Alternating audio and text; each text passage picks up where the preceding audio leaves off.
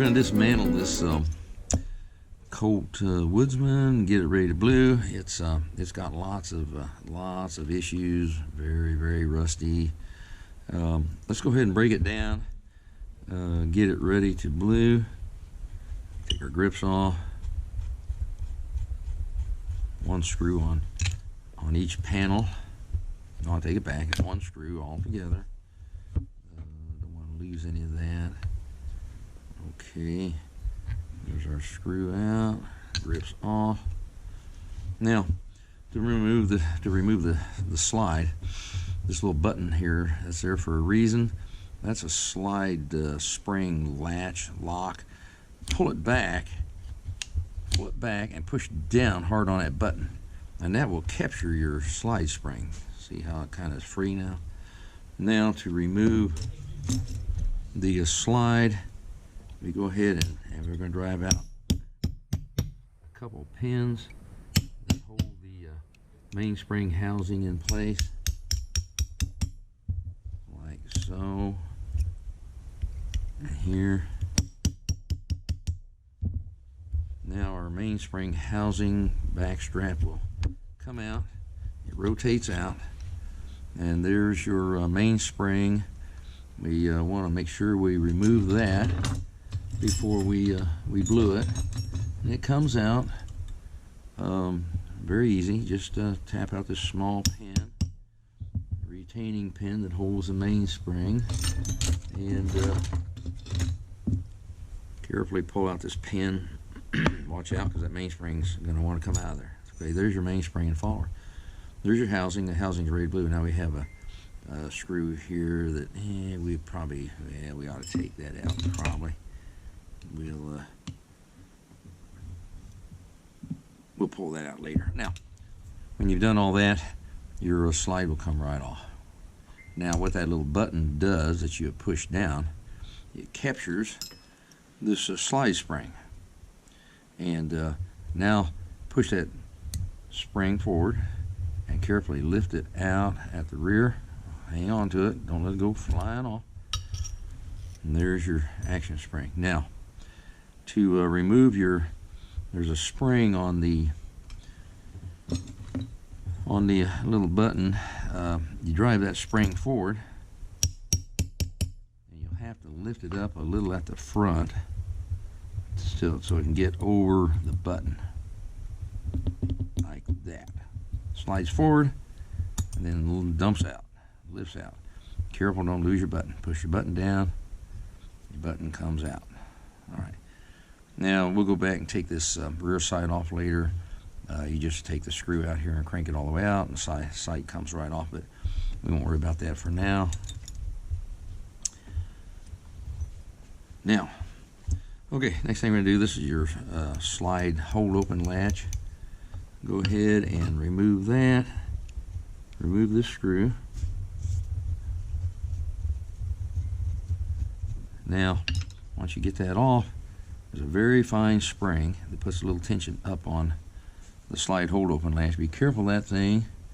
You don't want to jump out on you. You don't want to get lost, so kind of get a hold of it and get it out of there before it tries to jump out on its own. There it is, very fine. This thing has just got rust in it everywhere. Rusty. Okay, now we have our cover plate here. We can remove that. Now we're going to remove the safety. It just slides out like thus. Now the trigger and the link and the disconnector are all kind of one here. Kind of lift up. This is all rusty in here everywhere. Terrible rust. We're going to pop this thing up and out of there if we can. Getting that out of the way. Tell you what, let's go ahead and just take our sear out and get that out of the way so it doesn't give us any problems. Like this.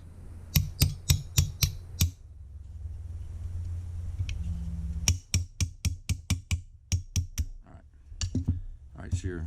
This is your sear spring that's laying up in there. Okay, sear is loose, and your hammer is coming out. Hammer, and your sear is down in, it's falling down in there. There it comes. Sears out. And you've got, don't lose it, you've got a spacer that goes with the hammer here. The spaces that hammer. Don't lose that. The sear is trying to come out.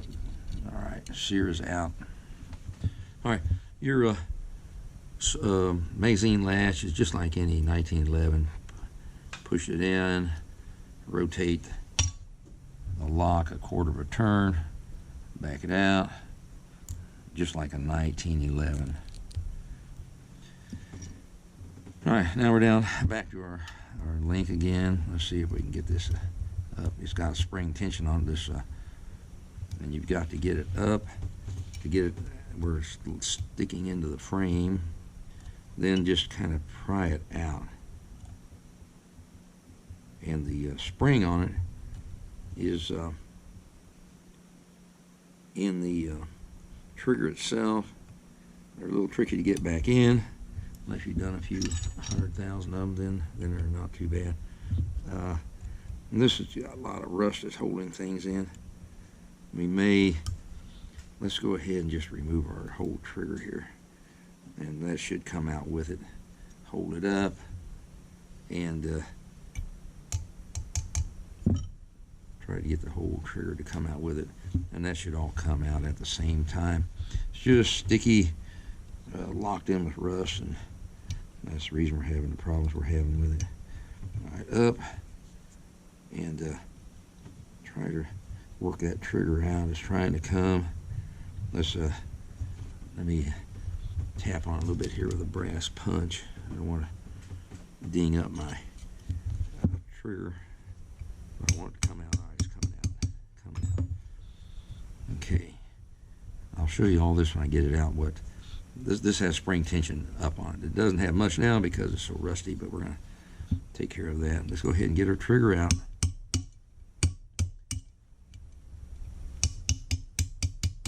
All right, trigger's out and free. And here's your spring. This spring straddles this pin, the trigger pin in the frame, and there's a coil spring in there, and this is all locked up from rust. We'll get that out of there. And here's your little coil spring. A little tricky to get them back in when you go to put it together, but nothing real severe, and there it is. And what that does, that's in there, and it comes against the back of the connector, and there's a flat on it, and that spring rides on there, and that kicks it up, pushes it up. So that's done. Now here's your ejector. It is spring loaded, and it straddles this pin here. Some guys have a tendency not to take these out when they do these. We got our little Colt Woodsman blued, and I started putting it back together, and we talked about well, maybe we ought to show people how to put them back together, but this thing is real tricky to get together, and I'm just not going to really pull it apart completely, but I can give you a few pointers. Of course, the magazine lock is just like a 1911. That's easy. Under this little plate here is the trigger pin, and there's a little hairpin spring. It's a little tricky to get in there, but that's in place. This is your slide hold open latch. There's a fine little spring right here. You can see some of it, and it's got to be put in just right, and you got to be careful when you tighten the screw down that you don't catch it. We've got all that. What I did on this gun when I put it back together, the hammer strut had come out on me, and I put it back in and didn't realize that I had inadvertently put that hammer strut back in backwards, and I couldn't figure out why that thing wouldn't cock and why it wouldn't work. So it came to me that I'd better try that, and I tried that, and that took care of it right then and there. So anyway, we've got it that close together. I've put the slide back together. We've captured the slide spring here, and this little retainer here. We talked about this when I tore this gun down. The screw that goes through the grip, that's actually a little tool more or less too. You screw it into this little retainer here. You turn your extractor 180 degrees, pull it out, and push your firing pin in and pull that little retainer out, and be careful, hold on to that firing pin because it's spring loaded. So that's pretty simple. The important thing is to get your slide spring in and push it all the way up in there. You see this little keeper right here? That's what this button is operating. So get it up into position, push down on your button, and capture that slide spring. That's critical when you go to put this gun together. Then once you've done that, you can slide the slide right back on, like so. Now, here's the next step. What you need to do is drop your hammer, and you do that like so. Okay, all right, I've dropped the hammer. And now, this is your sear spring. This goes under the hammer strut, and there's a little notch for it right here in the frame. Goes in there. Now, this is your mainspring housing, a back strap, whatever you want to call it. But I've already put the mainspring back in, and it's held in position by a little pin here so it can't get away. So all that is captured. Now, you need your hammer down, which it is. You rotate this in like so. Now, your little strut there is going to hopefully go down in and hit the follower on that mainspring. So you kind of give it this and rotate it in. Then I kind of give it a little shake sometime to make sure that hammer strut gets where it needs to be. Then we got 2 pins that hold this in place. And I may not be able to do this under the camera because you got to push it up and overcome the mainspring. There, it kind of is doing it. I have to usually hold it on the edge of my bench and push it in. That's probably what I'm going to have to do. And let's see if I can capture it here with just a punch, just so I can show you how it goes in. Let's see if we can kind of capture. There's my ringing foam, but we don't care about that. All right, kind of push it up in there. Easier if you put this housing up against your workbench, just hold up in position. And I may have to do that. This is kind of tricky like this. Yeah, I'm gonna have to do that. Maybe out of your camera view here, but kind of critical that you do that, and then it makes it easy, just like that. See, got it in. There's my pin. The second one goes in right up here. Now, you guys have seen the before and after pictures on this gun. In the beginning, this thing was it was a train wreck.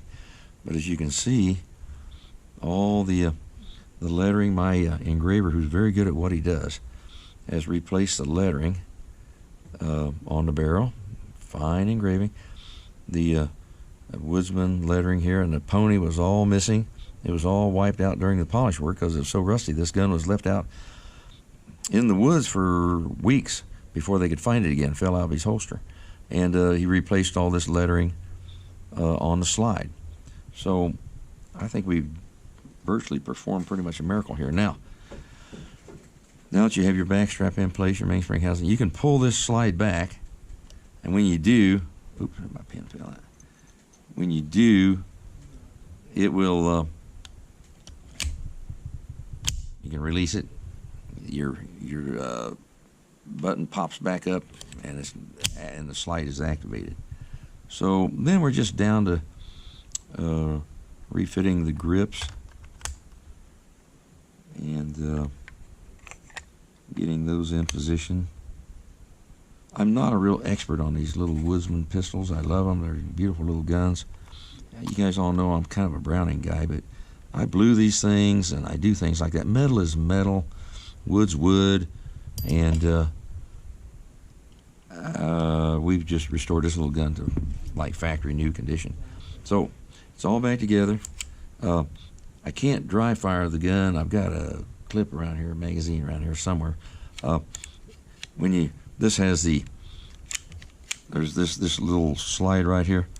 The clip goes up against that and pushes it back and lets your connector come up into position so you can then fire the gun.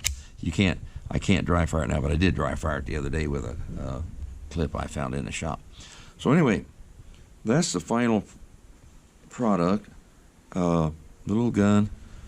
I'm sure I'm going to get a phone call when the man gets this gun. He's going to be calling me, and he's going to be elated over the condition of it. We made it look, I think, just really close to factory condition, with the bead blasted back strap and slide top, and we bead blasted the front of the frame. Polished all the rest of it, not to a real high gloss polish.